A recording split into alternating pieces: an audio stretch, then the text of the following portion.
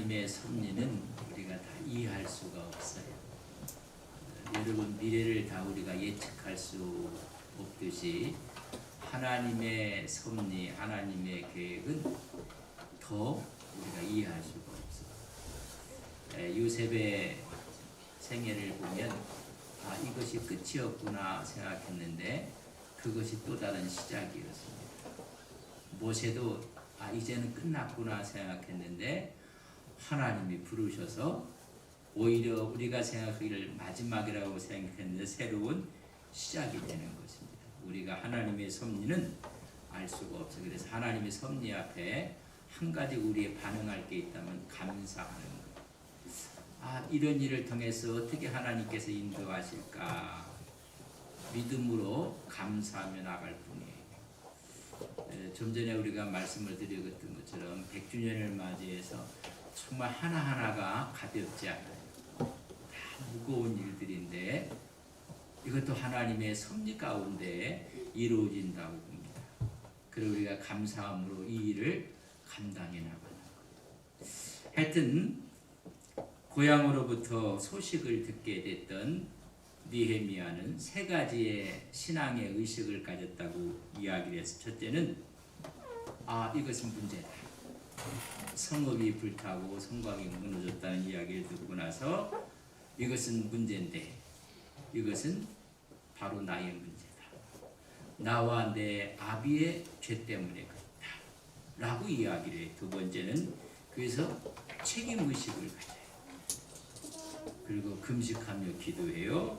그리고 하나님 말씀을 기억하며 하나님께서 불러 모으신다고 말씀하지 아니했습니까? 우리가 회개하면 하나님이 다시 세우신다고 말씀하지 아니했습니까? 우리에게 이걸 무슨 일이 있을 때 이것은 내 문제라는 책임의식을 가져요. 두 번째는 책임의식을 갖고 우리가 그리고 하나님의 언약의식. 모든 것이 주님의 것이 아닙니까? 주님께서 못하실 일이 무엇이 있겠습니까? 하나님 말씀하지 아니했습니까? 우리가 알고야 하나님을 사랑하는 자에게 모든 것이 합력하여 선을 이루시는 하나님 말씀 아니십니까? 내게 능력 주시는 자는 내가 모든 것을 할 수 있다고 말씀하지 아니했습니까? 하나님의 말씀을 붙잡고 나가는 거예요. 이런 신앙과 이런 믿음으로 늘 승리하시기를 주님의 이름으로 간절히 바랍니다.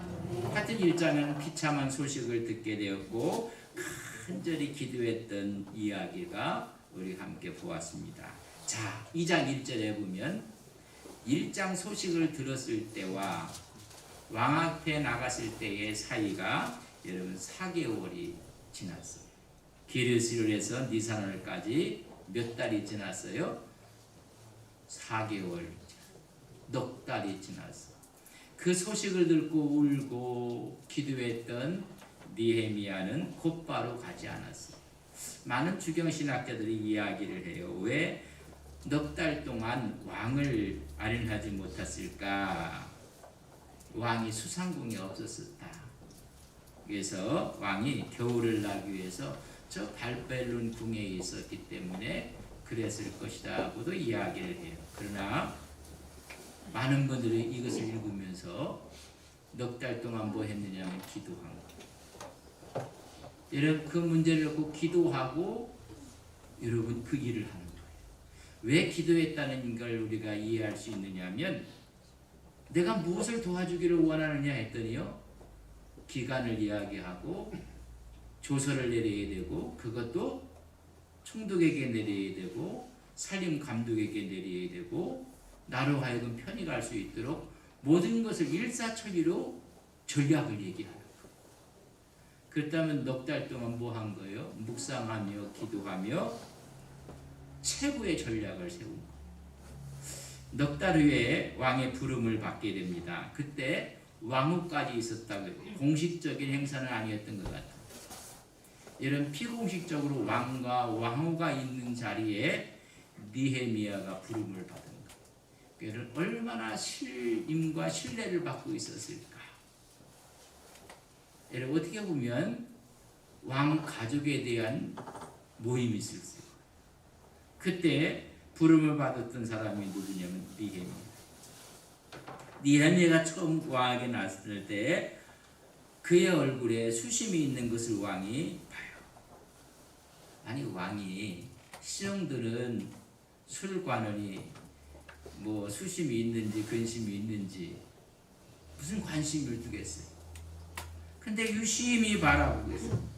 그 당시에 왕 앞에서 신하가 수심을 가득하고 근심이 있는 표정을 진다는 그건요 큰 죄입니다. 왕으로 하여금 여러분 힘들게 만들어요. 큰 죄를 짓게 되고 그 직에서 물러날 수도 있어요. 항상 밝은 표정을 짓도록 되어 있어요. 우리가 어른들 앞에 갈 때 어떻게 하게 합니까? 오랜만에 어른들 앞에만 아름다운 표정으로 웃는 얼굴로 가지. 그 왕 앞에 나갈 때 밝은 표정을 짓도록 되어 있는데 수심이 가득한 것을 여러분 갖고 나가면 이것은요 큰 불충이 돼요. 여러분 주님 앞에 나올 때마다 항상 웃고 기쁨으로 나오시는 여러분들 되시기를 바랍니다. 교회 올 때 근데 슬플 수도 있어요. 오늘 니헤미처럼 너무나 여러분 근심 걱정을 숨길 수가 없었다는 거예요. 그 근심과 걱정은 뭐예요? 하나님 나라의 의, 하나님을 위한 슬픔이에요. 뭐예요? 하나님의 성전에 대한 성전이 무너져가고 있고 회파되었다고 불탔다는 이야기를 듣고 나서 가슴 아파요. 이렇게 숨길 수 없는 우리가 하나님의 나라를 위해서 근심할 수 있어요. 수심이. 우리 장로님들도 이제 마음이 무거우실 거예요. 이 세 가지를 다 해야 되는데 이게 하나님이 영광을 하는 일인데 이런 그런 근심 걱정은 어찌 보면 여러분 나쁜 게 아니에요. 오늘 참 많은 근심 걱정을 갖고 있어요. 예루살렘 성이 회파되었다는 소식을 들었던 이 니헤미야는 넉 달이 지났지만은 기도하며 그것을 위해서 여러분 근심하고 있는 모습이 그대로 드러나요. 그걸 우리가 이야기를 해주고 있는 모습을 봅니다. 1절에 보면 아닥사스 왕 제20년 니산월에 왕 앞에 포도주가 있기로 내가 그 포도주를 왕에게 드렸는데 이전에는 내가 왕 앞에 수심이 없었더니 그 전까지는 수심이 없었어요. 그러나 하나님의 일을 생각할 때마다 근심이 오는 것. 세상에서는 잘 나가는 자리였고 힘이 있는 자리였고 문제가 없어요. 그러나 하나님의 일을 생각할 때마다 근심이 있었다고 1절에 그런 이야기를. 자 2절에 보면 왕이 내게 이르시되 내가 병이 없거늘 어찌하여 얼굴에 수심이 있느냐 이는 필연 내 마음에 근심이 있음이로다 하더라. 그때 내가 크게 두려워해. 왜? 신하가 왕 앞에 이런 모습으로 나가면 이건 큰 죄거든요. 그러나 그 마음속에 하나님의 나라를 생각하는 하나님의 성전을 생각하는 이 니헤미야의 마음을 숨길 수가 없었다는 것입니다. 너 분명히 문제가 있고 근심이 있다. 여러분 왕이 신하의 낯빛을 살폈다. 이건 기적이에요. 그래서 하나님의 섭리예요. 여러분 신하들이 왕의 눈빛을 살피는 거예요. 여러분 집에서 보면 누구의 얼굴의 빛을 살핍니까? 할아버지가 있으면 할아버지가 편하신지 아버지는 어떤지 현재 이게요 있을 수 없는 일이 벌어져요. 하나님의 섭리는요 우리가 생각하는 그 이상이고 우리가 생각할 수 없는 하나님의 섭리 역사가 있다는 것을 깨닫게 되는 거예요. 아니 분명히 무슨 문제가 있다. 그리고 왕이 물어보는 것입니다. 여러분 신하가 슬퍼하고 괴로워하는데 왕이 무슨 거기에 신경을 쓰겠어요. 하나님의 섭리하심의 역사가 있는 것입니다. 신하의 근심에 관심을 갖는다는 것은 불가능해요. 요새 정치인들이 백성들에 대해 관심을 가졌으면 얼마나 좋고 관심이 없는 것 같아요. 뭘 아파하고 있는지, 뭘 원하고 있는지.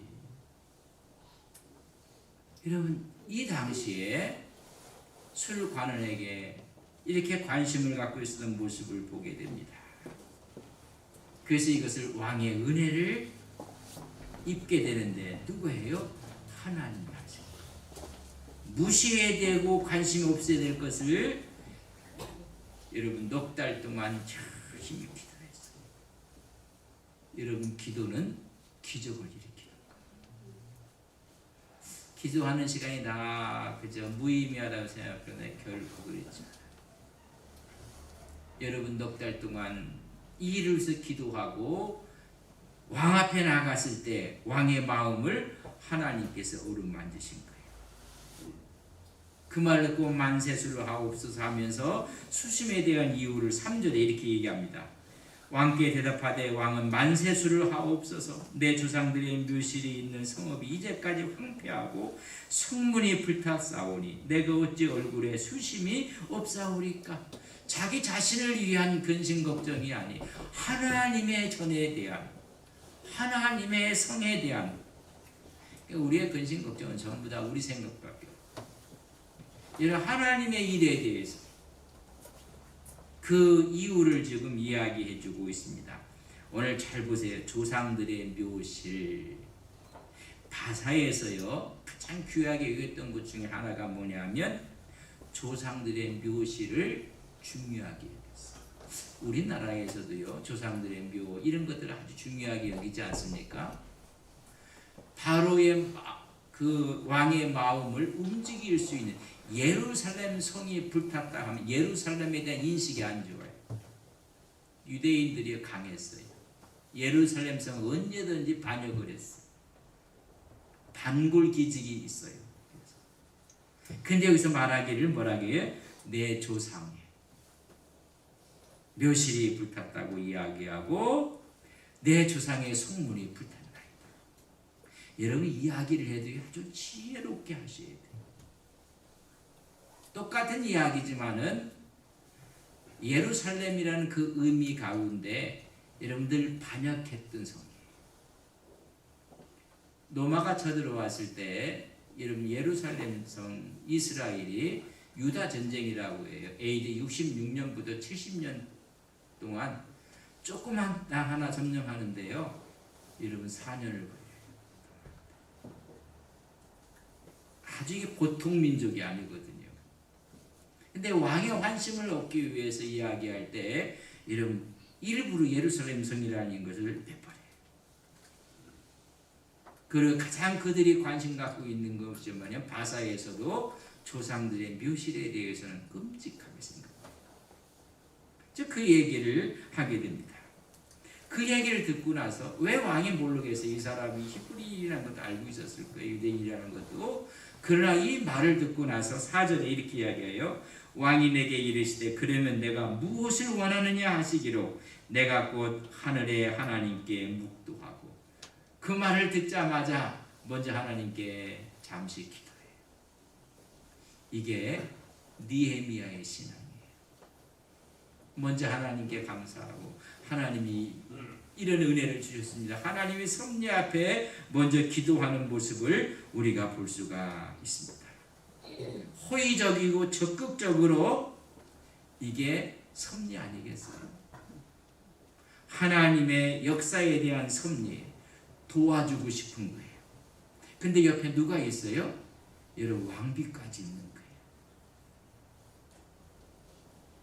이걸 보면 왕비도 이 느헤미야에 대해서 충성스러운 모습을 늘 보고 있었던 겁니다. 그래서 왕과 왕비가 무엇 해주면 좋겠느냐? 도와주고 싶은 거예요. 잠시 묵도하고 나서 구체적인 방법, 구체적인 전략들 이야기해요. 그렇다면 넉 달 동안 기도하면서 하나님의 응답이 있는 거예요. 이런 무엇 주기를 원하냐 하면요, 머뭇머뭇거리면요, 우리가 늘 기도하면서 몇 가지 하나님 첫째, 둘째, 셋째 이렇게 나오야 되는데 글쎄요, 하나님 잠시만 기다려 보세요. 그래 하나님 지나가시거든. 하나님 지나가시겠지는 않겠지만은 왕이 이런 기회가 두 번 있을 것도 아니에요. 하나님께서 왕의 마음을 어루만졌어요. 그리고 하는 말이 네가 그럼 원하는 것이 무엇이냐고 여러분 물어요. 여러분 5절에 보면 오늘 여기에는 없지만은 성경에 이렇게 기록되어 있어요. 5절에 보면 왕에게 이르되 왕이 만일 좋게 여기시고 종의 왕이 복전에서 은혜를 얻어 싸우면 나는 유다 땅 나의 조상의 묘실에 있는 성읍을 보내어 그 성을 건축하게 하옵소서. 딱 뭐라게 해요? 하나님께서 왕에게 은혜를 베풀어 주신 것을 먼저 전제하고 내 성읍으로 보내달라는 것. 그리고 나서 성을 건축하게 하옵소서. 보내달라고 하고 해파된 것을 이렇게 세우게 할 때 여러분 그 말을 듣자마자 왕과 왕후가 여러분 6절에 보면 이렇게 있어요. 그때 왕후도 왕 곁에 앉아 있었더라. 왕이 내게 이르되 내가 몇 날에 다녀올 길이며 어느 때에 돌아오겠느냐 하고 왕이 나를 보내기를 좋게 여기시기로 내가 기한을 정하고. 여러분 이것을 좋게 여겨서 얼마나 걸릴 것이냐 그리고 언제 돌아올 거냐, 그러니까 여기서 기한까지 내놓는 거예요. 그럼 넉 달 동안 52일 동안 모든 걸 이루어요. 그래서 여기는 기록은 없지만은 정확하게 왕에게 얘기했을 것이다. 그 기간은 1년을 넘지 않았을 것이다. 그래서 그 기간을 정해버리고 얘기해요. 두 번째 7절 내가 또 왕에게 아뢰되 왕이 만일 좋게 여기시거든 강서쪽 총독들에게 내리시는 조서를 내게 주사 그들이 나를 용납하여 유다에 들어가기까지 통과하게 하시고. 항상 이 팔레스타인 유다 히브리 민족은 이게 아주 이방인들이 보기에는 보통이 아니거든요. 근데 그것으로 들어갈 때 서쪽에 있는 총독들로 하여금 왕의 조서를 해서 제가 지나가는데 아무 문제가 없게 하고, 그러니까 넉 달 동안 기도하면서 모든 것을 완벽하게 시뮬레이션을 다 한 거예요. 그렇게 이야기해요. 8절에 보면 또 왕이 살림 감독 아삽에게 조서를 내리사 그가 성전에 속한 영문의 문과 성곽과 내가 들어갈 집을 위하여 들보로 쓸 제목을 내게 주게 하옵소서. 왕의 살림을 다 관할하는, 이번에 터키를 갔더니 그런 얘기 하더라고요. 산의 모든 것들은 개인이 소유할 수가 없고 전체적인 국가가 공유하고 있다, 이런 이야기를 해요. 아마 이것도 그런 것 같아요. 모든 것들을 만약에 이것을 하기 위해서 얼마의 제목이 될 것이고 얼마의 필요한 제목까지 전부 다 해서 이거를 줄 수 있도록 조서를 내고 이야기를 하고 있는 모습을 보게 됩니다. 기간을 이야기하고 갈 수 있는 길에 어려움이 없도록 조서를 내려달라고 청을 하고 그 다음에는 거기에 들어갈 제목들을 지금 이야기를 하고 있는 것입니다. 그러니까 넉 달 동안 기도하면서 이 모든 것들을 준비하고. 자, 8절 하반절에 보면 하나님 섭리는 이렇게 나타났어요. 내 하나님의 선한 손이 나를 도우심으로 왕이 이런 모든 걸 다 허락한 거예요. 역사의 주관자는 하나님인 걸 우리는 믿습니다. 왕의 마음을 하나님께서 움직여서 느헤미야를 돕게 만든 것입니다. 하나님의 선한 역사가 나타나고 하나님의 섭리가 나타난 거예요. 그러면 넉 달 동안 뭐 했느냐? 기도한 거예요. 여러분, 기도는 최고를 준비하는 거예요. 어떤 사람 기도는 하지 않고 기도만 한다는 거 잘못 기도하는 거예요. 시험이 언제 있으면 크리스찬들이 기도하고 한다면요, 기도하면서 철저하게 시험 준비를 해서 하나님께 영광을 돌려야 되는데 공부는 안 하고 기도하면 하나님께서 알려줄 것처럼 생각해요. 그건요 비성경적이에요. 오늘 넉 달 동안 모든 것을 계산하고 내가 가는 길이 어떻게 될 것이고 거기에 수많은 또 지방의 총독들이 있을 텐데 이 지나갈 때 보통 일이 아닐 것이다. 만약에 가게 된다면 수많은 제목들이 필요할 텐데 이걸 어떻게 조달할 것인가. 이런 문제까지 기간까지 다 정해서 옹하게 얘기를 한 거예요. 여러분 기도는 뭐예요? 최고의 전략이에요. 기도는 최고의 전략이다. 그러니까 우리가 얘기하는 기도를 숙성시켜서 넉 달 동안 기도로 여러분 숙성을 시킨 거예요. 여러분 기도하는 사람들은 지혜롭게 말을 해야 되고 지혜롭게 처리해야 돼요. 여러분 기도하지 않을까는 이런 문제가 생겨요. 그래서 뭔가를 이야기할 때는 좀 기도하고 숙성을 시켜야 돼요. 우리 음식은 전부 다 숙성시키는 건데 서양 음식은 전부 다 샐러드 그냥 숙성하는데 우리는 정말 이 모든 면에 숙성하고 그런 문화 아닙니까? 한번 곱씹어보고 그리고 기회가 됐을 때 여러분 쫙 이야기를 하는 거예요. 하나님께서 왕의 마음을 움직여서 선하게 여기신 것은 여러분 우연이 아니에요. 이건 하나님의 섭리예요. 여러분 모든 일이 다 기도로 여러분 익히세요.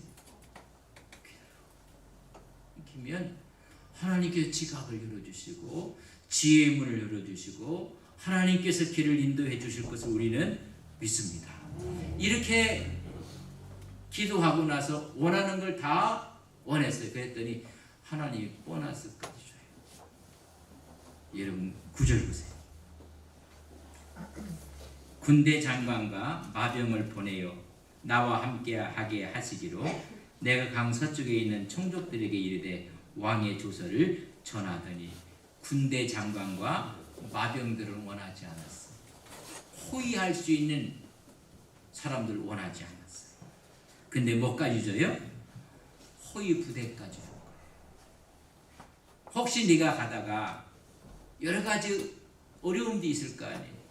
악한 사람들의 무리도 있을 거고 도적대들도 있을 것이고 거기다 짐승들의 위험도 있을 것이고 이것을 위해서 왕이요 구하지도 않은 것까지 주는 것. 솔로몬이 지혜를 구했더니 구하지 않는 부한 명예를 준 것처럼 이런 구하지 않은 것까지도 그때 거기까지 가는 길이를 바서에서 한 3개월 이상 걸렸다고 해요.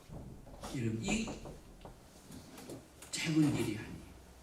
긴 길을 가는데 여러 가지 위험이 있고 어려움이 있고 그걸 왕이 미리 알고 구하지 않는 것을 다 줘서 여러분 군대 장관을 주니까는 휘하 장병들이 따라가고 마병이 따라가요. 그리고 총독으로 임명해서 보내는 거예요. 그냥 자기 팔 흔들고 오는 총독하고 여러분 거기서 많은 군대 장관들과 마병을 동원해서 오는 총독과의 이런 이미지가 틀린 거예요. 그러나 그 지역에 있던 사마리아의 총독이 이제 근심하고 두려워. 그 지역에 있는 총독들이 좀 여러분 오히려 그렇게 오는 위세 앞에 눌리는 거예요. 그래서 나오는 사람이 누구냐? 산발락과 여러분 도비아가 나옵니다. 그런 권위를 줘서 여러분 느헤미야를 보낸 거예요. 총독의 권위, 총독의 위엄을 다 갖추기 위해서 보내는 거예요. 흠이 없는 왕의 사신으로서의 길을 열게 하는 거예요. 우리 하나님께서 보내실 때요, 우리를 초라하게 보내는 게 아니라 참 영광스러운 몸으로 보내는 거예요. 자, 10절에 좀 드디어 이것을 시기하고 모함하는 무리들이 생깁니다. 10절 호른 사람 산발락과 종이었던 암몬 사람 도비아가 이스라엘 자손을 흥하게 하려는 사람이 왔다 함을 듣고 신이 어떻게 한다고요? 근심하고 두려워하고. 그래서 이때부터 이제 여러분 산발락과 도비의 도전이 일어나요. 이 도전을 느헤미야가 어떻게 헤쳐나가는지를 우리는 느헤미야서를, 이게 느헤미야서 하면요 영적 지도자론의 텍스트북인 느헤미야. 느헤미야를 지도자의 자질이 바로 이런 거였구나. 지도자의 자질은 기도하는 사람. 기도하는 사람은 준비하는 사람. 준비한 사람은 하나님의 때를 기다리는 거예요. 그럼 하나님의 때를 기다렸다가 하나님께서 왕의 마음을 먼저 열게 하셔갖고 일사천리로 일이 쫙 진행될 때 그때 여러분 전략을 내놓는 거예요. 그래서 이 지도자가 어떤 사람 미리미리 준비해서 준비 안 된 지도자가 하면 골치 아파요. 이게 넉 달 동안 숙성을 해서 준비했고, 여러분 읽어보면 좀요 가서 막 짓는 게 아니에요. 느헤미야가요 밤에 시차를 나가요. 혼자 나가요. 어디가 무너졌고 어디가 어떻게 됐고 상황은 어떤지 보고받는 게 아니에요. 자기가 직접 시차를 나가요. 그리고 다 그걸 먼저 알아요. 이게 지도자라는 거죠. 현실을 다 파악하고 일을 하나하나 진행을 하고 반대자가 있을 때 어떻게 이 일을 극복해 나가는가를 보여주는 것이 이런 느헤미야서. 우리가 느헤미야서를 수요일마다 보면서 모두가 영적인 지도자들이 되시기를 주님의 이름으로 간절히 바랍니다. 이 산발락과 도비야는 정치적인 야심이 강한 사람이에요. 그러니까 자기에게 타격이 온 거예요. 자기의 갖고 기득권을 강화시키려고 해요. 이 기득권과 새로운 느헤미야의 관계를 어떻게 풀어나가는가를 우리 느헤미야를 보면서 다 이해할 수가 있습니다. 또 그 다음은 다음 또 수요일날 함께 느헤미야의 진정한 리더십을 함께 보도록 그렇게 하겠습니다.